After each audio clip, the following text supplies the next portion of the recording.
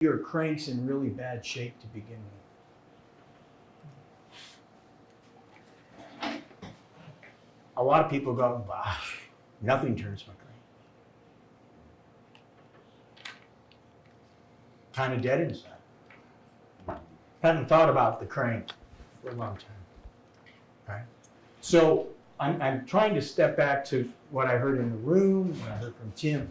Guys, if you want to live with this purpose, this intention, it's going to be a lot of work. And you have to have eyes to sort of interpret your life like a film and step back and say, what's going on? Because I can tell you this, most men who find more life, a stronger passion, something, first are disrupted. Your normal, like Al said, it's like we can live in a way in America where it's just good, sort of, right? Until it's disrupted. But then as Americans, we're kind of pissed. I want my comfort, I want my, But actually we don't, because something inside dies when you're just like, I'm good, I'm good. I'm good. So inside, we're looking for some kind of adventure. We want to take risk. And if everything's going your way, something starts to shrivel up. Okay? So I'm trying to give you good news. When your life is disrupted, when you get the call, crisis in a relationship, I just got laid off.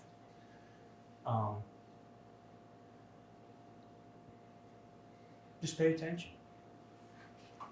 Let me quote a movie of deep wisdom, Mel Brooks' Young Frankenstein. Some of you guys, young ones, are like, what? Do you remember that? If anybody saw it? Okay.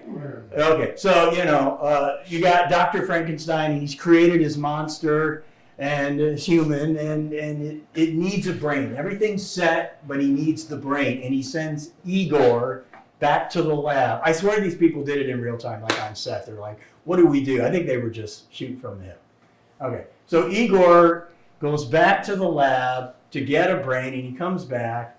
And Dr. Frankenstein knows something's up, and he's trying not to get angry. And he says, Igor, yes, I'm not going to get angry. Igor's like, okay. What was the name on the jar? And Igor's like, Abby? Abby? And he starts getting more and more frustrated. Abby what? Abby normal? Okay. Okay, Igor got the wrong brain. He got the abnormal brain. And I ask you, have you ever wondered how abnormal your normal may be? What if your normal is the only thing you've ever experienced, and so for you, it's just normal? I mean, it's just normal for a young person of your age to spend 7 to 9 hours a day in front of a digital screen. It's just normal. It's all you've ever known. 7, 8, 9, 10 hours a day in front of a digital screen. That's just normal. Was that normal for you, Alberto? No. There was 100 other things you did because you couldn't do that, right? It just wasn't our normal. So we all grow up in what we think is a normal until it's disrupted. And you see a different normal. Does that make sense? So number one, it's going to be a lot of work to try to step out of your story, your narrative. It's probably going to take a shaking up or a disruption. And I also want to say you really can't do this alone. You need the eyes and the ears of other people around you. And that's really what I want to share today. Men, please, please don't live alone. Don't live isolated. Men are notorious for becoming more and more isolated as we age. Do you know the demographic with the highest rate of suicide in the United States? White men age 75 or above.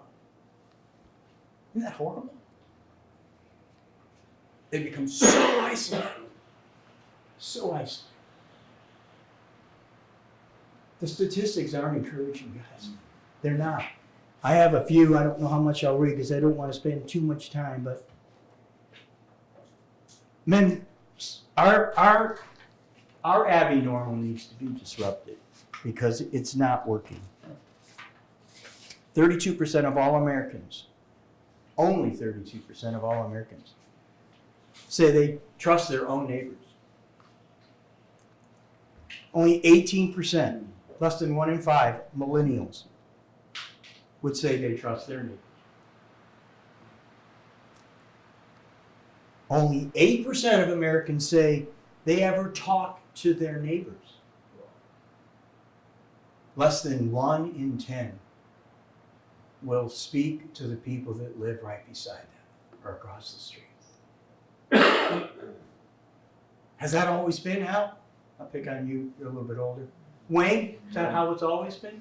Well, it depends on what part of the country you live in, I think. Because I know all my neighbors, and I love them all. Well, not all. Oh, thanks. I know who you're talking about. Yeah, I mean, God bless this man and his wife. We were brand new to the neighborhood, and then Claudia saw Becky one day and said, "Girl, we walk all the time. You're invited." And then the ladies were walking every day. And then Wayne, I mean, they get it. It's the world they live in, and it's a world that's dying.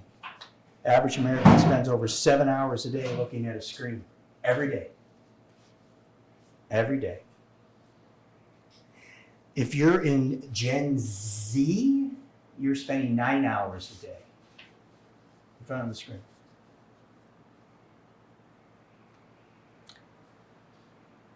Over half of 0 to 2-year-olds are now interacting with a smartphone. 0 to 2. More than half of U.S. teens receive at least 237 notifications a day. They're constantly distracted. They have no ability to focus anymore. They have no ability to stay in attention and focus with the person right in front of them because there isn't a person in front of them. There's a screen. From the same report, one man writes this: "This report makes it abundantly clear that teens are struggling to manage their phone use, which is taking a serious toll on their ability to focus and overall mental health." John Duffy, a Chicago-based psychologist, put it this way: "I work with teenagers and young adults for about 40 hours every week. And this research bears itself out 100%. Listen to this. Even during therapy sessions, teenagers receive notifications at an astonishing clip, sometimes dozens of times per client." Do you see what's insidious in that last quote? One of the primary reasons they're in getting therapy is actually happening in the room while they're getting therapy. It would be like a young person going to get therapy because of abuse, and you invite the abuser into the room to continue the harm while they're trying to get healthy. This is not a message about social media or phone use. But we are being trained to skim, to stay on the surface, to be superficial. Here are the 3 main reasons young men do not date as much anymore. Number 3, they don't know how to behave and act in front of a real life woman. Number 2, they enjoy social media and gaming, and it's just easier to stay in your room and do that. And number 1, they enjoy a whole lot of porn. Those are the 3 main reasons young men are giving up on dating. None of those reasons are healthy. What does that say for marriages 30 years from now? What does it say if you don't know how to ask someone on a date for what your marriage is going to be like? If there's nothing magical that happens between "I do" And, you know, you being this awesome communicator. Like there's no correlation. Like, you don't just become a great, you get it? It's just you and her. You were you yesterday, and now you're you, and you're married. Here's something hopeful, though, seriously. I think possibly the coolest generation that could be alive right now are grandparents. I think grandparents could be the coolest people around. Well, you are one. And I am one, darn it, and I'm cool, baby. Because if you have the capacity to sit down with a younger person and say, really, how are you? I have time. I'm curious. Wow, you're excited about that. Buddy, tell me more. Really. How did that happen? This is so cool. You know, I was sharing this the other day. What do you think about that? Really? And you just do that. And a lot of young people look at you like, I don't even know what's going on, but I kind of like it. So my background is I do coaching, and I do intensives with men, 3.5 days. Been doing those for about 20 years. I don't do a ton of them, but I've been doing them a long time. And then we took that training and we created a position inside of manufacturers where it just, boy, is it hard to win trust too. It's hard. But the word gets out to everybody on the floor, anyone in the manufacturer, that there's this guy, he's got an office, you can talk to him at any time about anything you want, and it's all confidential. My joke is the first day I show up at a new manufacturer and walk the floor, everybody looks like they want to hurt me. And you start there. And I have major oh shit moments for month after month after month. Because they don't know me, they don't look like me, they're not used to having those kind of conversations. If I just sit in my office with a sign out the door, nobody's coming. So I have to do this little dance month after month, get on the floor, work with them, make them laugh. So how are your kids? You told me that Sue was doing this last week. How did that go? Did they win or not? And little by little, these people start to let you in. And then they come to my office. And when the ding, ding, ding happens, like the psychologist mentioned, I'll put up with it for about 2 minutes, and then I'll just say, hey, if that's urgent, you can get that. Would you like us to take a break if that's important? And they're like, well, no, it's not important. I'm like, okay, could you then turn that off? Just while we're here. Guys, I do things like Clifton Strengths Finders. It's executive skill sets and communications. It assesses a person. I'm trained on more of the 16 type indicators, Myers and Briggs, but a number of times I'm with a young person and let's say a young woman, and I'm reading back her innate, natural born talents, I think you call them. I call it a kind of giftedness that you're born with. Research supports it everywhere. And as I'm speaking into this person, and again, I kind of make it fun. I don't just read a list, but they just start to tear. I mean, I'm using a Clifton Strengths Finder. It's an assessment that's all over industry, and I have a young woman in front of me weeping. What do you think's going on?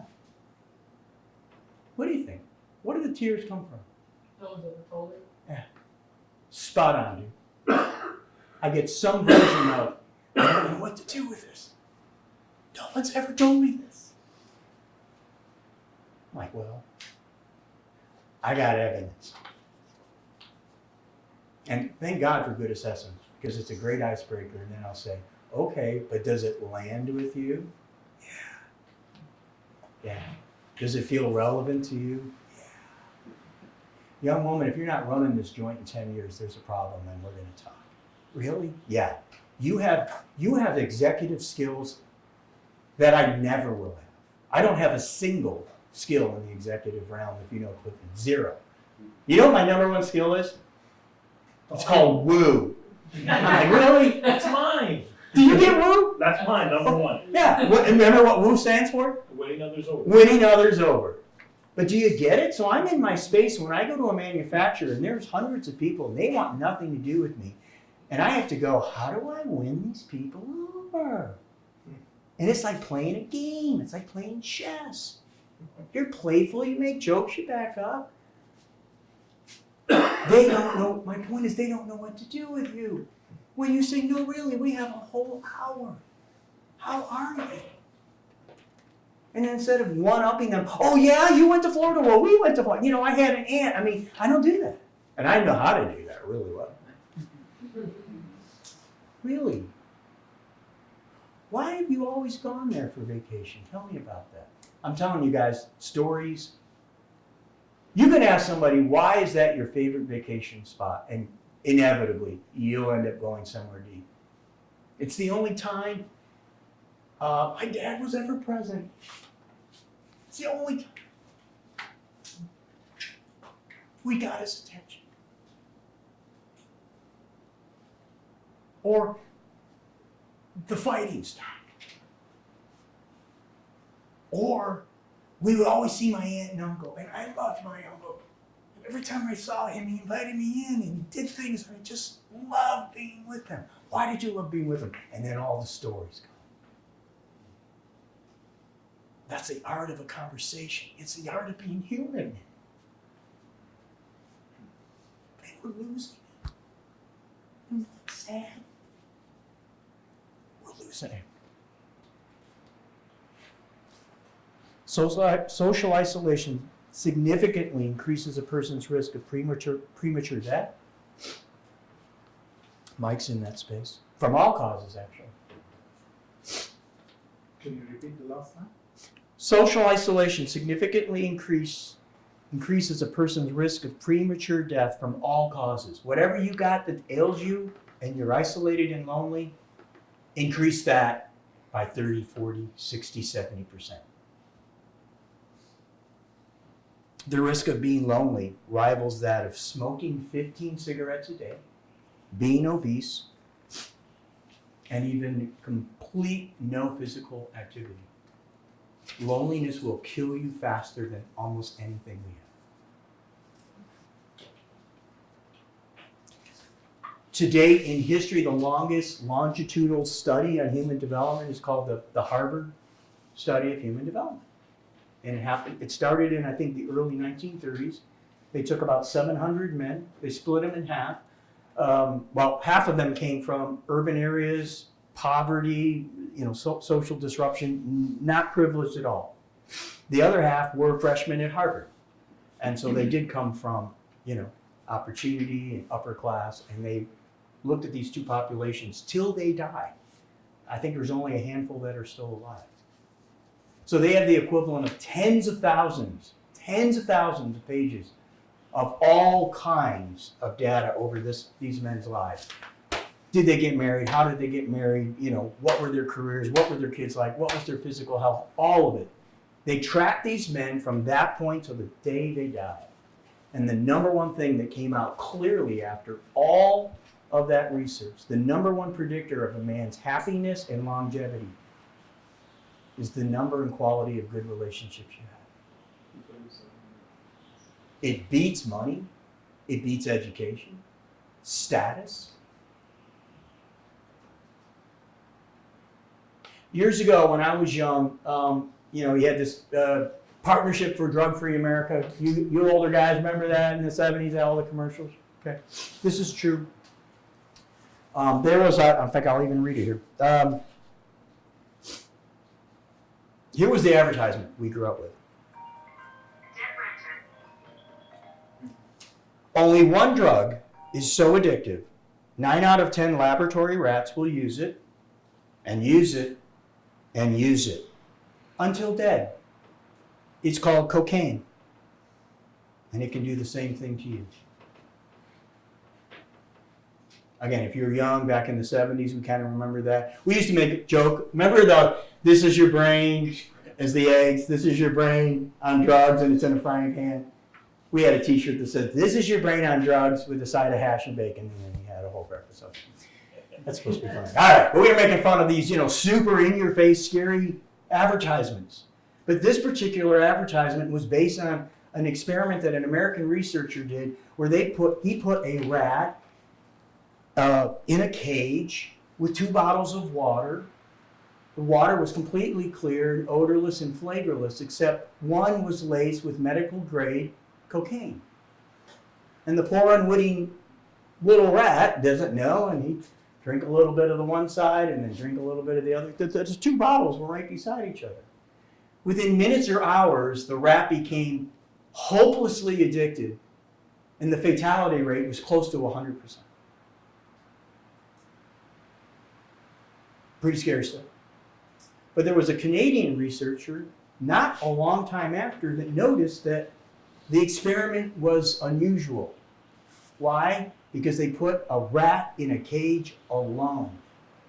And rats are never alone. Rats live in communities.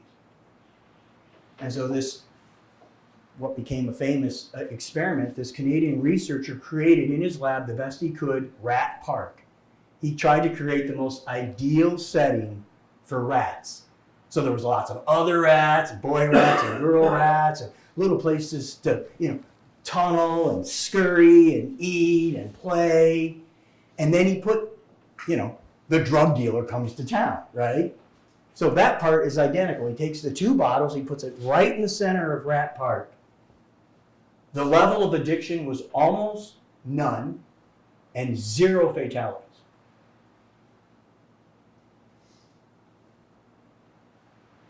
But the common logic says, well, what's addictive about whatever you're addicted to? Well, it's the thing you're addicted to, right? And this research started to prove, no, it's not the cocaine. It's not the food. It's not the porn. Yeah, there are addictive properties to it. It's what kind of cage you live in. Does that make sense? I forgot about this, but when I looked at it again for today, this was remarkable. Then the guy took rats that were really addicted. So he put some by themselves rats in their own cages and did what the first researcher did, and they were immediately addicted. I mean, helplessly addicted. They were dying.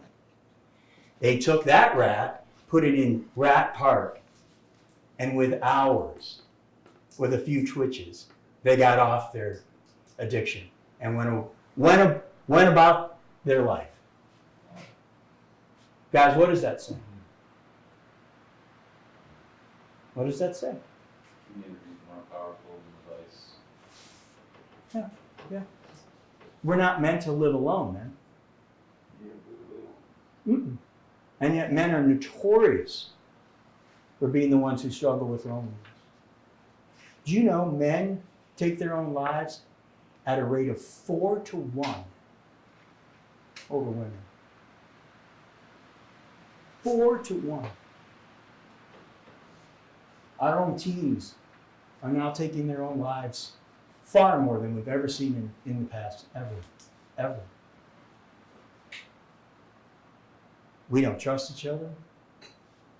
We don't know how to talk to each other. We're looking at a screen for 7 to 10 hours every single day of our lives. And it's literally killing us.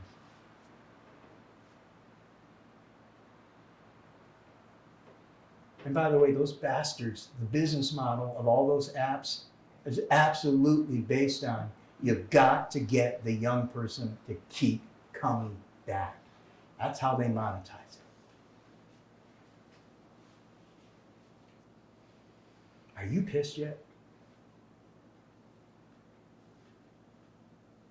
An article several years ago, I read it when it was new, in 2008. About 2008, 2007, I started studying this stuff. Let me tell you something else. Sorry, I keep moving. So I do, Mike and I met that way. Isn't that fun? A coaching weekend. So I do these intensive. And I started doing them years ago. And the good news was that they seemed to be going really well. Like the guy had a great experience after 3.5 days. My wife would be like, how'd it go? And I'm like, man, it went really, really well. And then it was like, it's going too well. That was my sense. Like, I'm really glad that the experience is good and I can show up and kind of do what I've been trained to do. But I remember the first time I said that to Becky, she's like, what do you mean? I said, this brief experience is almost life-changing for the man. I didn't see that. And I said, sweetheart, men are really lonely. I started doing these 22 years ago. I didn't read it in an article. I just went, these guys know everybody, but they're known by no one. They kind of know everybody. You know, they're networked or a big church or big company or whatever. But they're not really known by anyone. So we coined a phrase. It's called unknownliness. That's how I define loneliness, especially for men. Doesn't mean that you're by yourself all the time. It means no one really knows you. That's all. You've never let anybody know you. Well, let's put it this way. No one's probably ever had any interest in knowing you like that. Again, the good news is we learn by modeling. We learn by what we see, what we mirror, what we copy, what our normal is. And if you came from a normal, well, people are like curious and patient, and there's a ton of time for relationships and being together. Go to any other part of the world. Dinner takes like 4 to 6 hours, guys. Dinner for us is like, come on, are you kidding? How many people are in line? And you go to Culver and they got like the young kids out with a thing on, remember? Like not just taking the order at the window, they got people with the thing going along the line.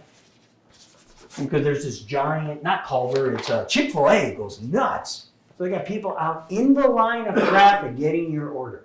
That's dinner in America. The rest of the world goes, that's just really weird. Like that's just weird. That's not how we eat dinner. Dinner is woven into our daily life. We love it. They don't have a lot of options, to Al's point earlier. So dinner's a big deal.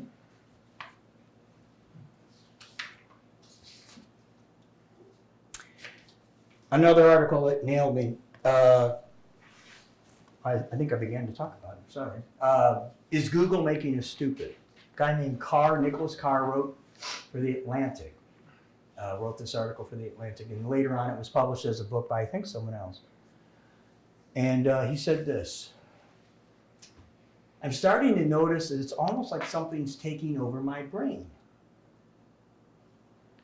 He said, I'm realizing I can't focus anymore. And he makes a little joke in the article. He says, when I grew up, I literally had to read War and Peace. Do you remember War and Peace? I don't know if we ever read it, but when I was in high school, like that was like the heavy hitter, 700 page, whoa, what a novel. And the funny thing is, this guy was nominated for a Pulitzer Prize in writing, and he's admitting, I'll never be able to read that book again. I've lost my ability to focus because of how screen time is affecting our cognition. We're losing the ability, the patience to stay with something for more than a moment.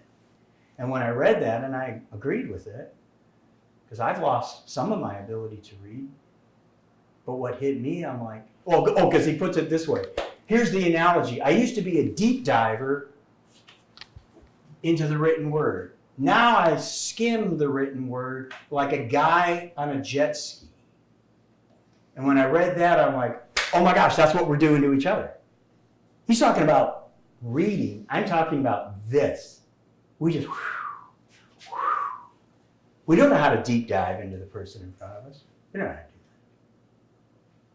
that. How are you? Oh, busy. How about you? Oh, dude, busy. Yeah, how about, yeah, work, and yeah, oh man, we're going to Florida. And those are good, all the pleasantries, and that's it. I got to go, man.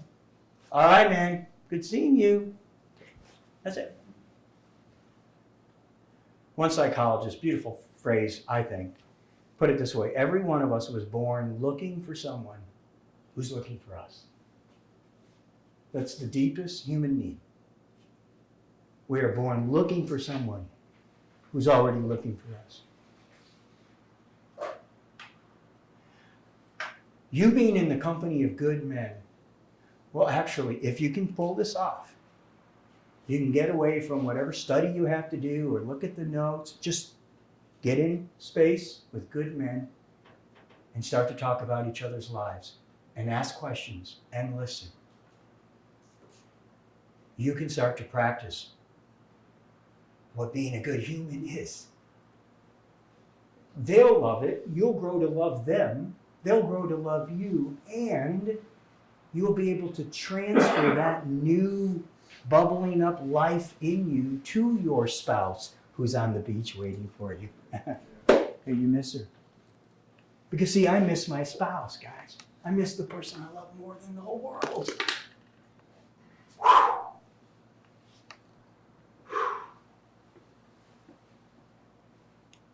Who's married in the room? Try this at home. Say, sweetheart, we're just going to put 3 minutes on a clock, and we're going to hold each other's hands. And I'm just going to look in your eyes, and I want you to look in my eyes. Just for a second. Now look at you. We can't break gaze. We're just going to hold each other, and we're going to look at each other's eyes. You can't do that. I get it. I'm a dude. I get it. It's too personal. It is. I get it. But it's sad when it's your own wife and you can't look at her in the eyes. It's too awkward. You're not a bad person. She's an awesome woman. It's just no one does it. We've never learned.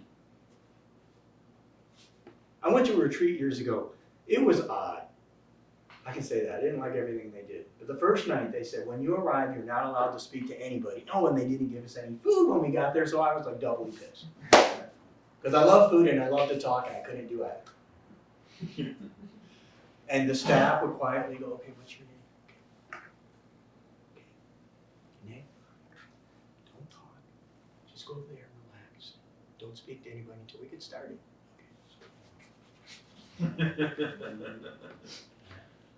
And then the main leader goes, all right, man, listen to me.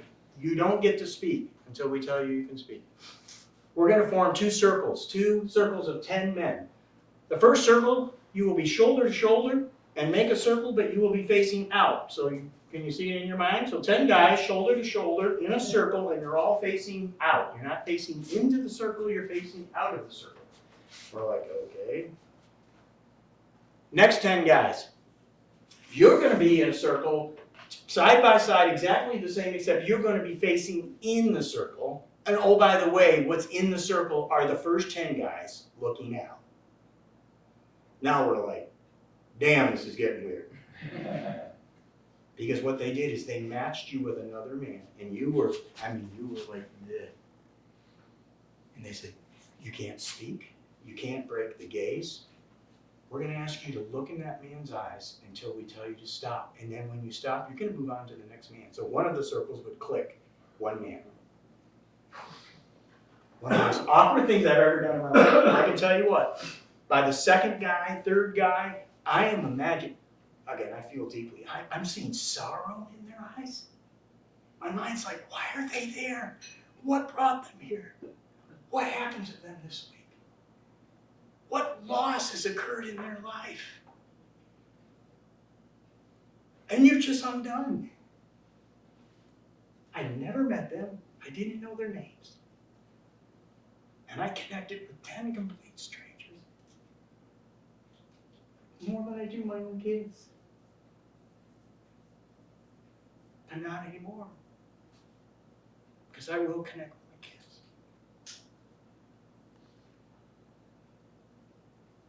Turn your phone off. It's just our time.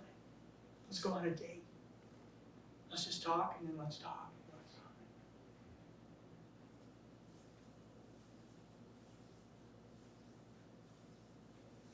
You guys doing all right? Are we doing all right? Sure. Yeah. You got 5 minutes left. I only got 5 minutes. Shoot.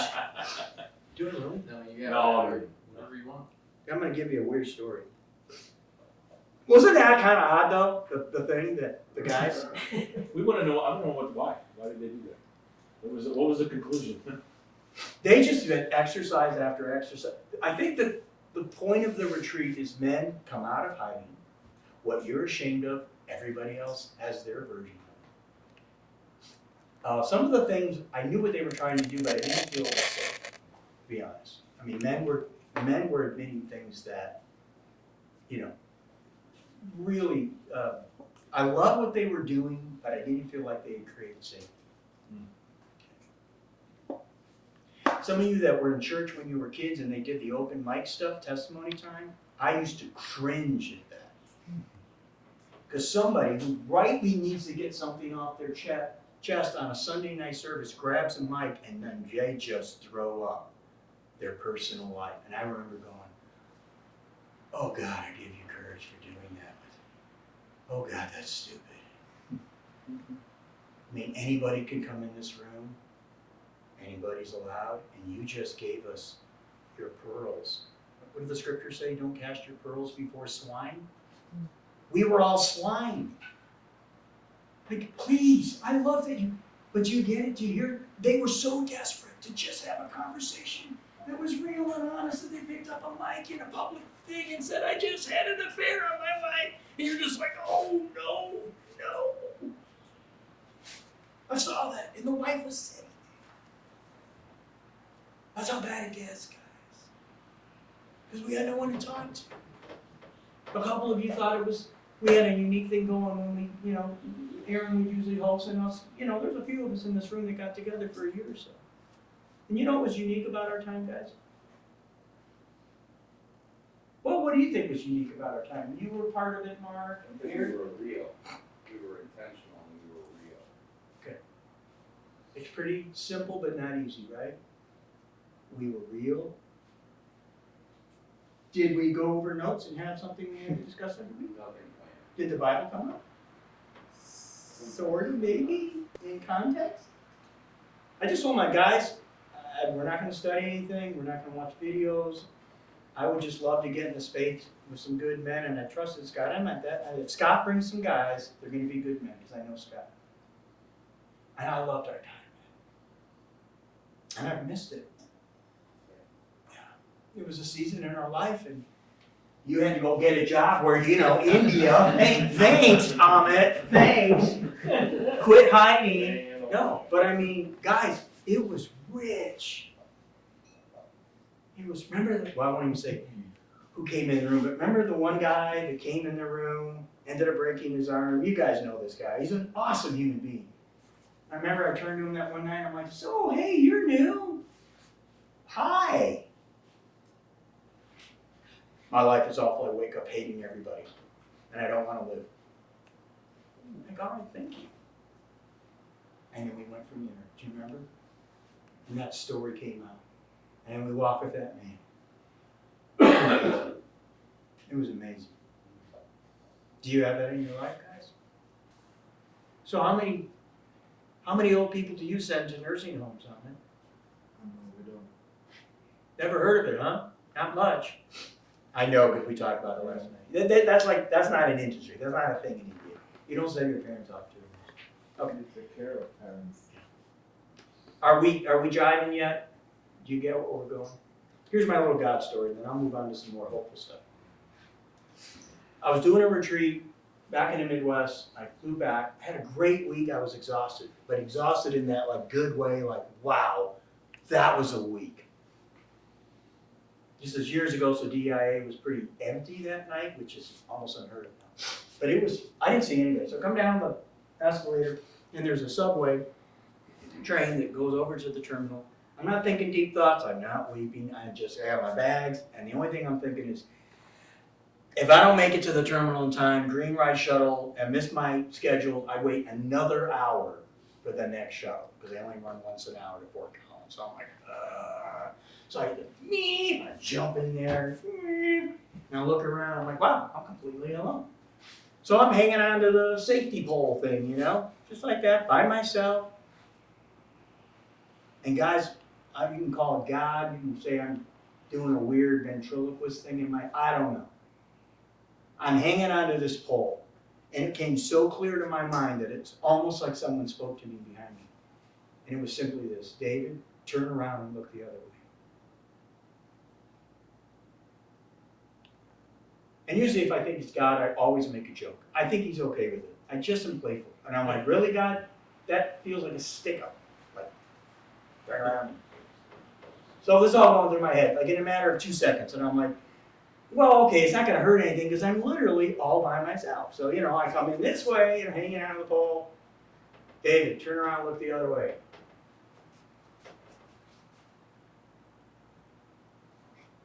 I'm like, that was weird. That's stupid. There's nobody I missed. There's no human sitting here for me.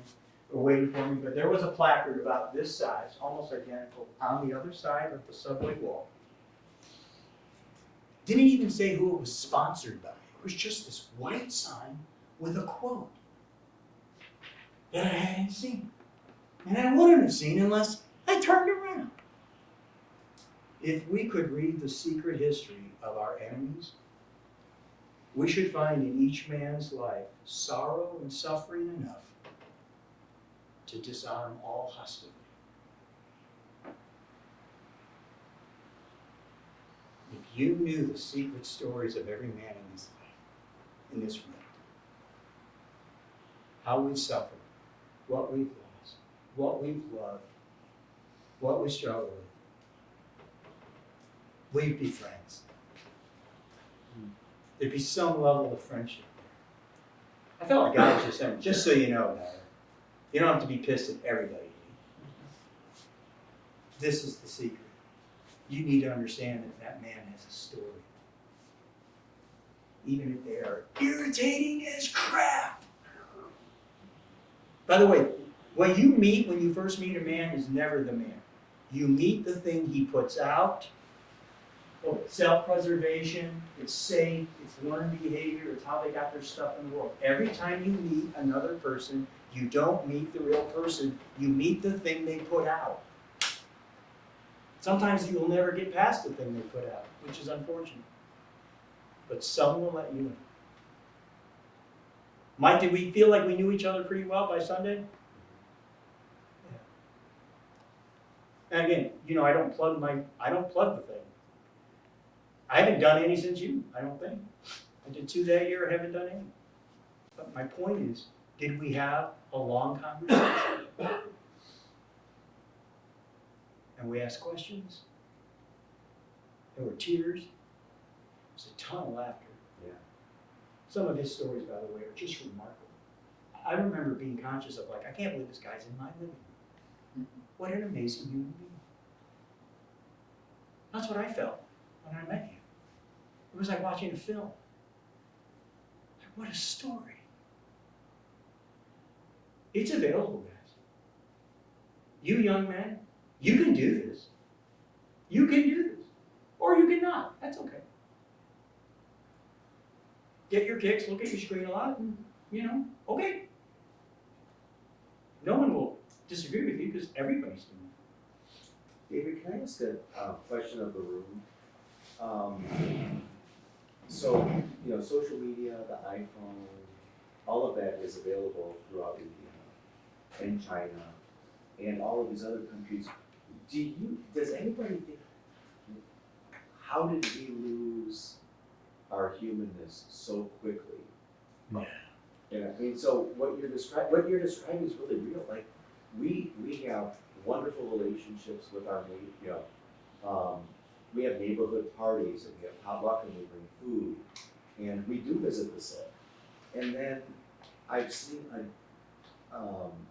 even driving the car or walking, like I'll be driving or I'll be walking and another person's walking in the neighborhood, and they're my neighbor and they're safe. And I wait and say, hey, how you doing? Like there's a man talking, if it's a female, she's like, there's a man talking to me and I don't feel safe.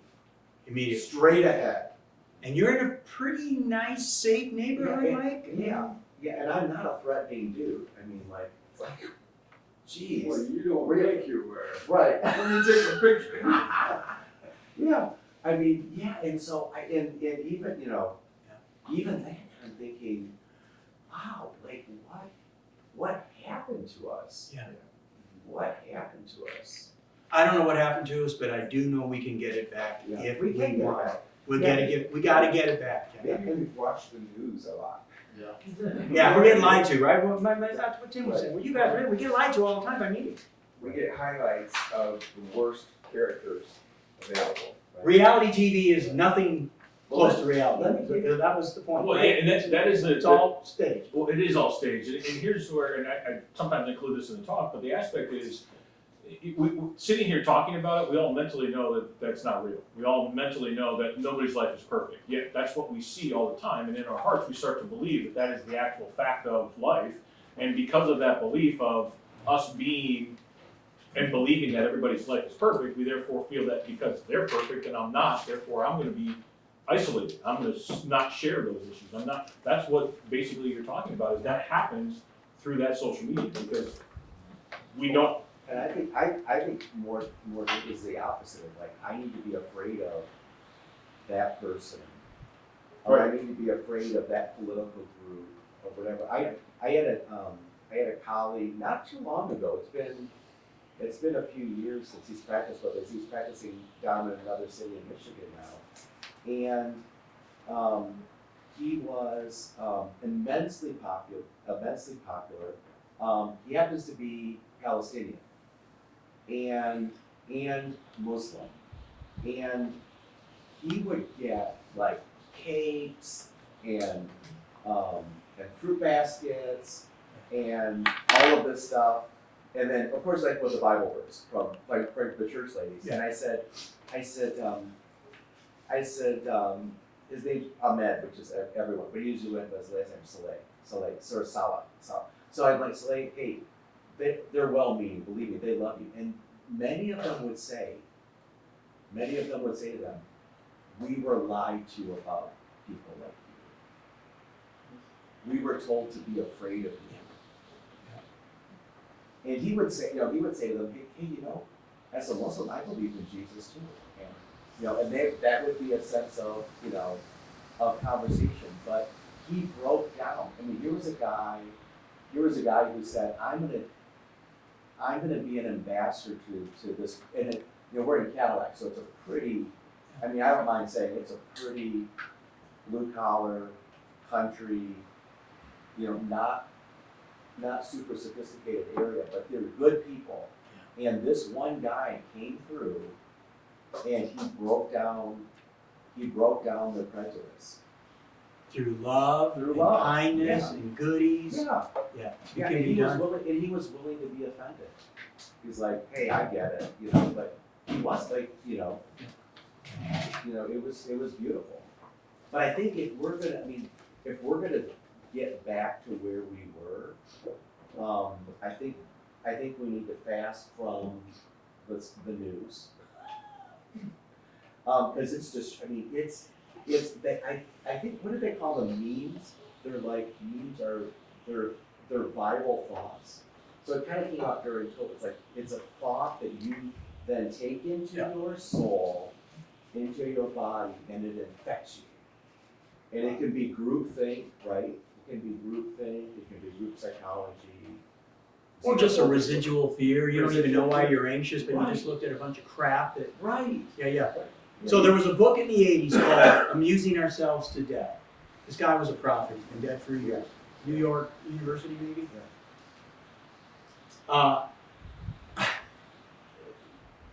Guys, okay. He said all media is entertainment. All media. You can be watching horrific news about a tornado or a war, but it's entertainment. If you look at the root of the word literally means to take hold of or capture someone's attention. That's what they're doing to us. He said the heartbreak about that is to get you to watch the evening news. This is back in the 80s when we didn't even have computers and all that. You may go, news headline, little girl drowns in flooded river in Texas. And your human side goes, oh, that's horrible.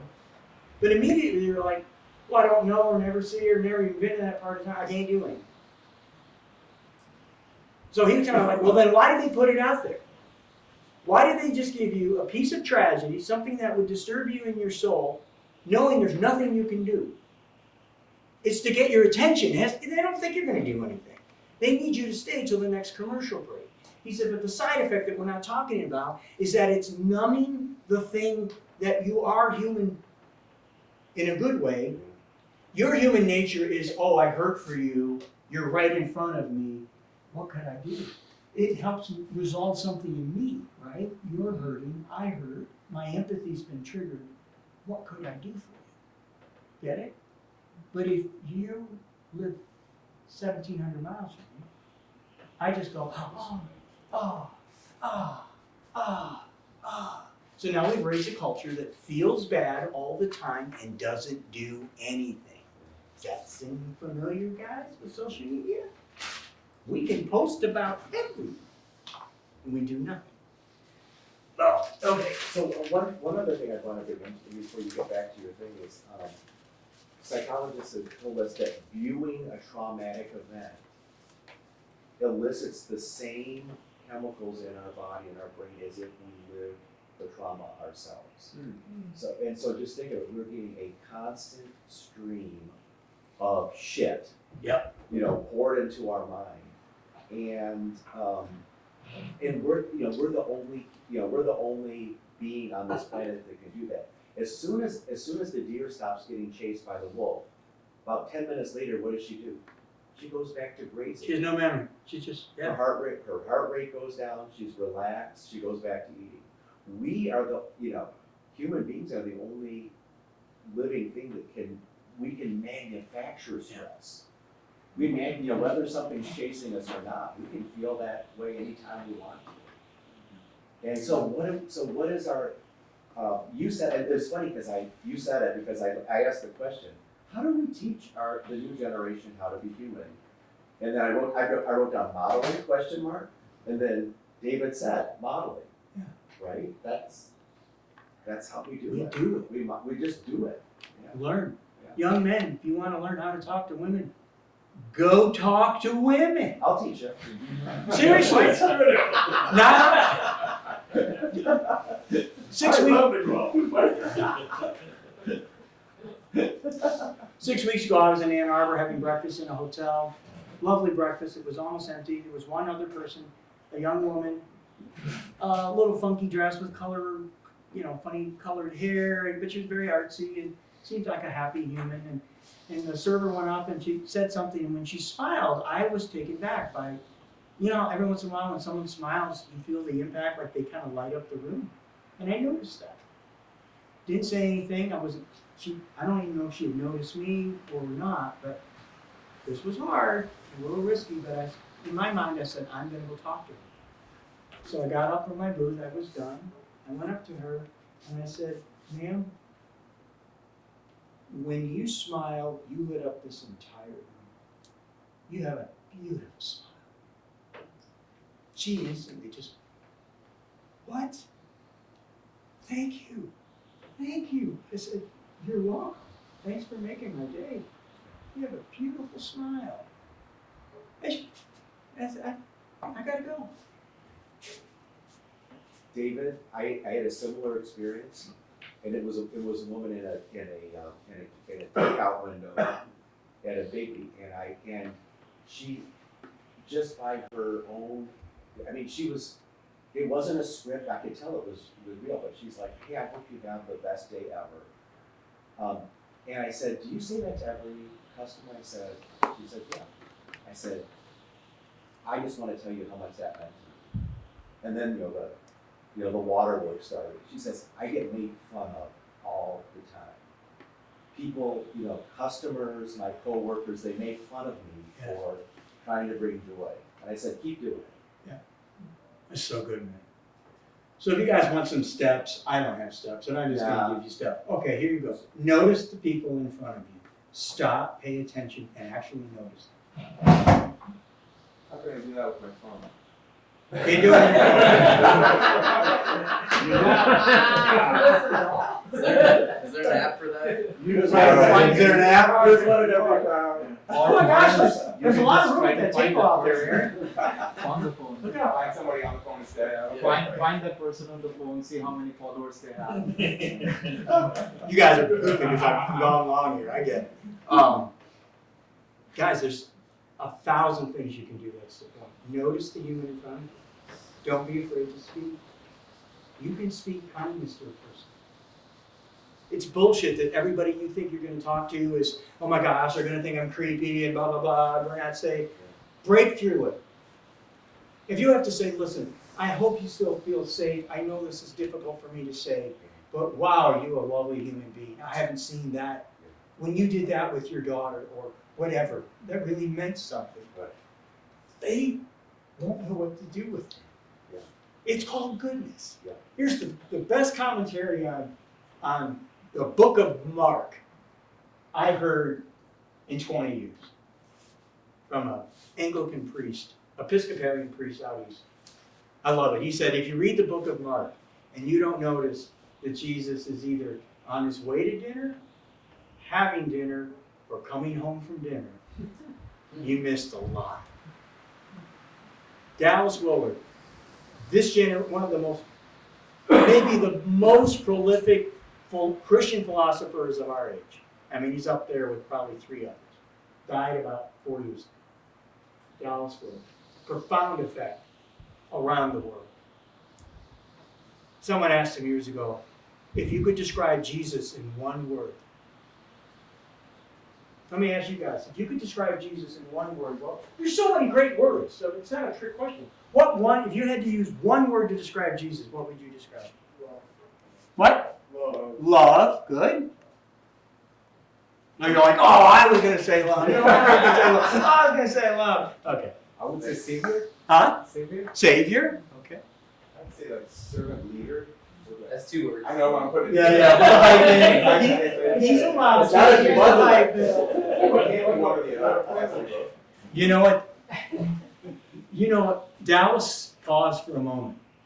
He said, Dallas, if you could describe Jesus in one word, what would it be? And he paused and he said, relax.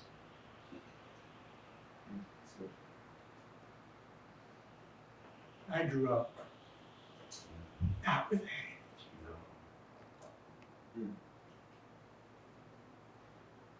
An older woman who had a serious issue with hemorrhaging for decades. If you know the story, man, if you're familiar with the scriptures, there was a mob trying to get to Jesus. If you think it's a folktale, that's fine. It's a beautiful folktale. I happen to think it happened in real time and space. But either way, I'm not trying to preach at you. Just listen to the power of this story. Someone urgently came to Jesus and said, my daughter's dying. Can you get to us as soon as you can? He said, I'm on the way. And he's with some of his closest friends. But word's gotten out. He can barely move. And a mob is trying to get to him. Because they're desperate, man. They need stuff. Healings and hope and love. And they're all around him. And he says, stop. Somebody touched me. Who touched me? And there's a little bit of humor in it. One of you just chuckled. Because one of his disciples goes, who touched you? There's a mob, Jesus. Everybody's touching you. He said, no. I felt something. There was an exchange in my powers. So, someone touched me. And then the rendition says, and he kept looking until he found her. Do you keep looking? Do you see the person? Or do you just go, ugh?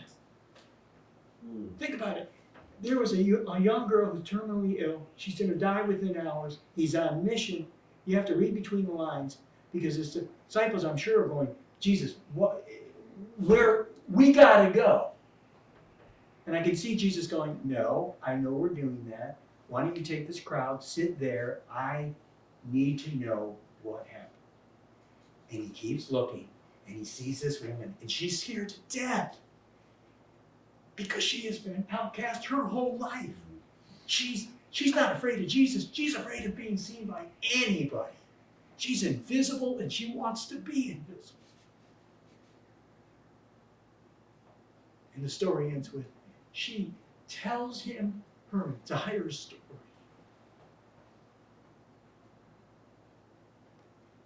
That's not the God I grew up with. Can you see him in your mind like we did at the beginning? How are you? What has it been like? Oh, Jesus, all these doctors, they said they were going to heal me. And they took all my money, and then I got a little bit more, and another doctor said, oh, you just give me your... And she just goes on, and she just explains. She'd been ripped off. She was penniless. She'd been misused. So for me, the miracle of that story isn't that she stopped bleeding, which is an amazing miracle. The miracle of that story is that the Son of God said, I need to know your story. I got time. How are you? But the mission, I know. It'll wait. He was relaxed, folks. Oh, by the way, to put you on the edge of your seat, the little girl dies. You can go look it up if you want to see how it ends. The thing that everyone's fearing would happen, happened. And Jesus still doesn't seem to be in a hurry. Can you imagine if you grab a small band of allies, I'm finishing now, and you say, guys, we're going to make time for each other. I'll do this on purpose to make you feel awkward. I want you to learn to love another man. I mean, your culture, they want to get all wigged out, right? Of course. I mean, we hug, we kiss, we love each other. Almost exclusively, the United States equates love with romance. Do you know that? Every other culture does not immediately go, love, sex, and romance. Love, oh, you mean sex and romance. No, they're just saying love. Here's the definition of love. The mutual giving and receiving of pleasure. Ooh, pleasure. We'll immediately sexualize it because that's what Americans do. We're messed up. I didn't say that. I said it's a pleasure being with you. I receive pleasure for being with Tyler. And Tyler's like, man, I really enjoyed this, Dave. Can we exchange? Can we get time? That's called love, buddy. Right? I received something from you and I enjoyed it. You received something from me and you enjoyed it. That's love. We can practice that. So number one, be courageous and try. Stop being in a hurry. You can put Dear God in front of number 3. Dear God, turn off your damn devices. Thus saith Jesus. What else would I do? Anything else. Anything else but look at that device. What could you do with 60 hours more of free time in your week? What are the possibilities? With 60 hours of free time you don't have now. Maybe you're on your way to dinner. Maybe you're having dinner. Maybe you're coming home from dinner that lasted all evening. My wife and I, we've been doing this. We're just wired this way since we were in college. Our house is open, period. That's just the way we've always been. Not everybody has to be that way. It's just the way we somehow met each other and we're wired that way. We now call it long table. Mike's been to what? Have we had 3, 4? Wayne's been. We call it long table just for fun. We've been doing it for 35 years. You know what a long table is? It's just that. Create a giant long table in your house and invite everybody and your brother to come. Tell them, bring good food, bring wine, whatever you want. We're coming over. It's going to be a leisurely pace. We start at 6. We go till I kick you out of my house. Seriously. Have there been tears every single time? Has there been eternal laughter? Yeah. Has there been kind of a richness? Yeah. Is it staged? Do we have all these profound questions? No. We put 10, 15, 18 people in the same space. Trust that you have good hearts. There's gold inside of you. And we're going to get it. And we don't even have to try. You're just going to show up. And it's going to be good. And we're going to be together. Practice, number 4, practice getting another man's story. Oh, is that going to be tough? Say, hey, Mike, I keep picking on this poor Nick kid. Just happens to be you're within spitting range, so you're right in front of me. Mike, it's your turn this week, buddy. We did this with a small group. Guys, it's like we went to a whole other place. It was a young woman who volunteered. We said, listen, come back with one story, to your point, that really has stayed with you for years. Many of them are a story of loss or of some kind of suffering. I said, you don't have to do that, but bring us a story. She came back with a story. We'd say, Mike, you know, think of something. You might think of it as you're literally walking into our home. There's no homework other than come with a story. And she came with a story. And I told the group, listen, I'll kind of lead a little bit, but we're just going to listen to her. Don't give any advice. Just try to keep asking questions. Now you may say, hey Mike, you said this, I'm not quite, did you mean that? Like that's a question, right? You're giving some feedback, but not new feedback. You're saying, Mike, I noticed some emotion there. Am I onto something? And usually you'd be like, yeah, you are. Okay, and then you're like, okay. But you see the group, you know, pay attention to his body, pay attention to, right? There were a couple times we said, I just said it was bold. I said, do you notice she just disappeared on us? And the other's like, yeah. You just hid. I know. It's okay. We don't have to go any further. Unless you want to invite us in.